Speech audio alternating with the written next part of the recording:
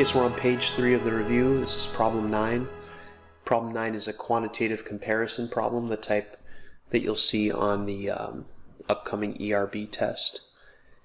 We're comparing the quantity in box A with the quantity in box B. The quantity in box A is the volume of a cylinder with a radius of 3.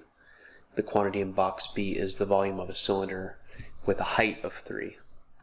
And so if I were to sketch a cylinder with a radius of 3, so from the center to the edge is 3. They haven't given me the height, so it could be that shouldn't be a straight line really. It could be a very tall cylinder, it could be a very short cylinder. That information has not been given. The height, we don't know.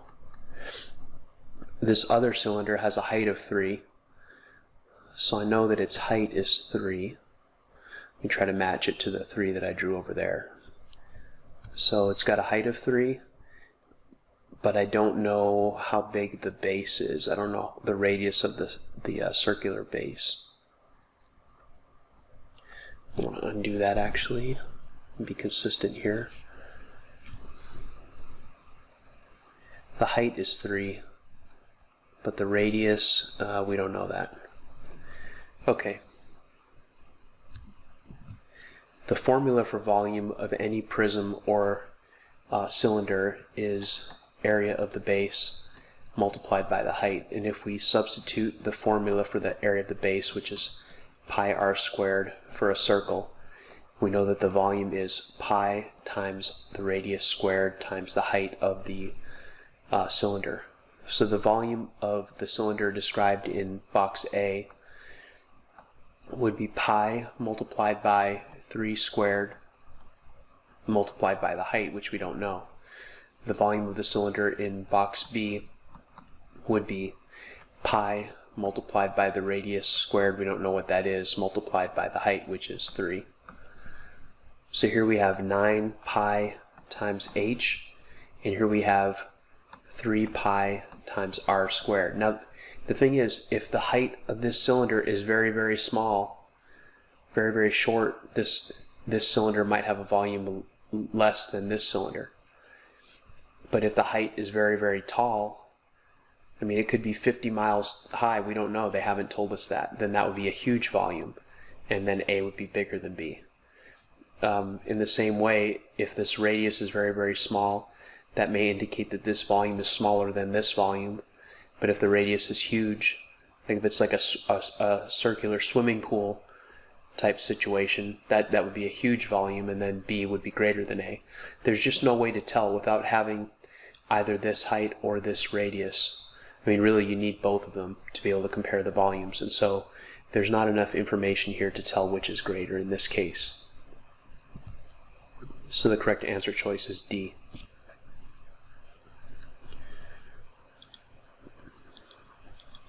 Problem number 10 asks us to sketch each figure and draw all lines of symmetry. So a regular triangle. First we need to remember what the word regular means in this context. A regular polygon is equilateral and equiangular. And so if you have a regular triangle, it must be an equilateral triangle. So all 3 sides are congruent. All 3 angles are congruent. So there's an equilateral triangle, or my best attempt at one.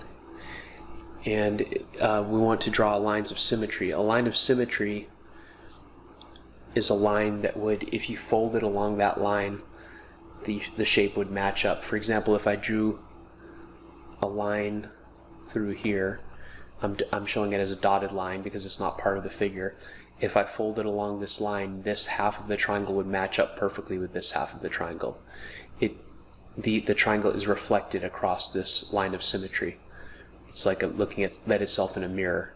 I could draw another line of symmetry through this vertex this way and fold that over, it would match up, and I could draw another line of symmetry like this. So these are the 3 lines of symmetry for this regular triangle. A regular quadrilateral, if you think about what a regular quadrilateral needs to be. If it has 4 congruent sides and 4 congruent angles, if it's a quadrilateral with 4 congruent angles, the angles must be 90 degrees. And then if all the sides are congruent, we must be talking about a square in that case. That's the only way you can have 4 equal sides and 4 90-degree angles is with a square. So there's my square. The lines of symmetry. I could go straight down the middle, like it's hard to draw. Let me try that again. I hesitated, that's what caused it to look so bad. Okay, there's a line of symmetry going straight through the middle. Not much better. There's a line of symmetry going this way. There's also a line of symmetry diagonal through both vertices. If I folded along that line, this half of the triangle would match up with this half. And there's another line of symmetry going along this diagonal. If I folded along that line of symmetry, the 2 halves of the triangles would or the square would match up. A regular pentagon. So we want 5-sided equilateral and equiangular.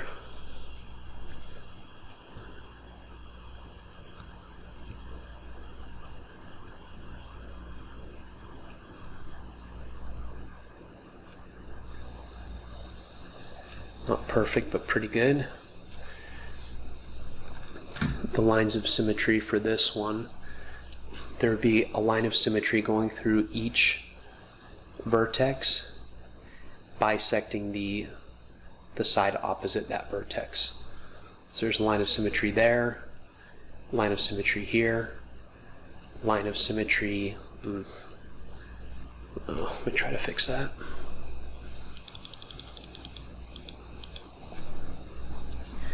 Line of symmetry here, there's one here, and there's a final one that goes through here. They should all meet in the center if I had drawn them better. But there are 5 lines of symmetry. The square has 4 lines of symmetry. The triangle has 3 lines of symmetry.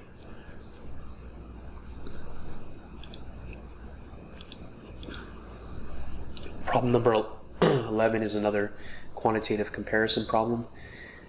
27 white cubes of the same size are put together to form a large cube. The large cube is painted blue. We want to compare the number of smaller cubes that have exactly 3 blue faces to the number 9. And so we want to sketch this cube, but we have to ask ourselves, if we put 27 cubes together, that's a volume of 27 cubic units. And so what are the dimensions of that larger cube? If it was a 1 by 1 by 1 cube, it would have a volume of 1. I'd only need 1 cube to make it. If I had a cube that was 2 by 2 by 2,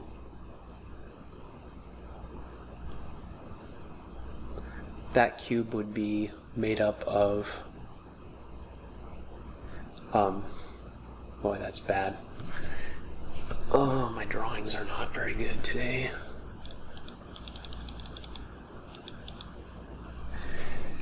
Two by 2 by 2. I'm trying to show the individual cubes that would make up this larger cube. It would take 2 layers of 4 cubes, or 8 cubes altogether. It's area of the base, 2 by 2, times the height, times 2, so it's 2 cubed gives you 8. So it would take 8 cubes to make a larger cube that was 2 on each side. 2 units on each side. You can also take the 8 and take the cube root to find the side length of the cube. So 1 cubed is 1, 2 cubed, 2 times 2 times 2 is 8, 3 cubed would be 3 times 3 is 9, 9 times 3 is 27. So that's the side length we're looking for.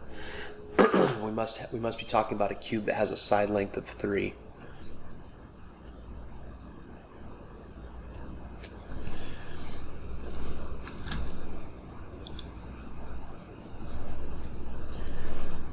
So I'm going to try to draw that cube.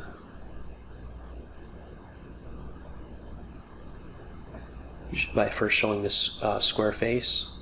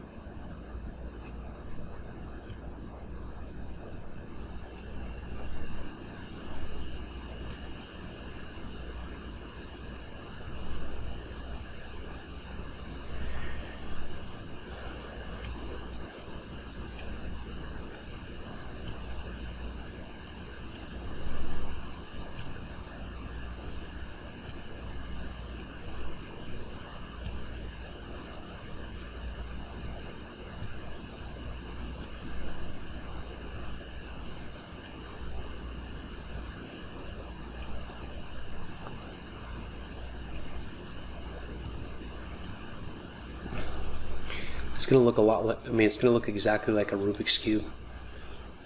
Rubik's Cube is 3 by 3 by 3.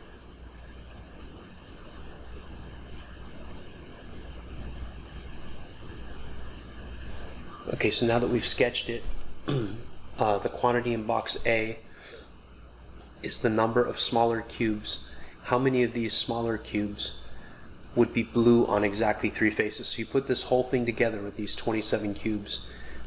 There's 9 in this lower layer, 9 in the middle layer, and 9 in the top layer. So that's 9 times 3 is 27. That's that area of the base times the height again. So how many of these 27 cubes, like this cube for example, would only be blue on one face because it's only exposed on one face. These, what I would call edge cubes, would get blue paint on 2 of their faces, but their other 4 faces are sealed off. The corner cubes are the ones that get blue on 1, 2, 3 faces. These are the cubes that would have blue on 3 faces. And so how many corner cubes are there? They're the same number as there are vertices because there's a corner cube at each vertex. So there's 1, 2, 3, 4, 5, 6, 7, and the one in the back we can't see, 8. So there's 8 vertices or 8 corner cubes. So the quantity that goes in box A is 8. I don't know what I did there. Oh, I know what I did.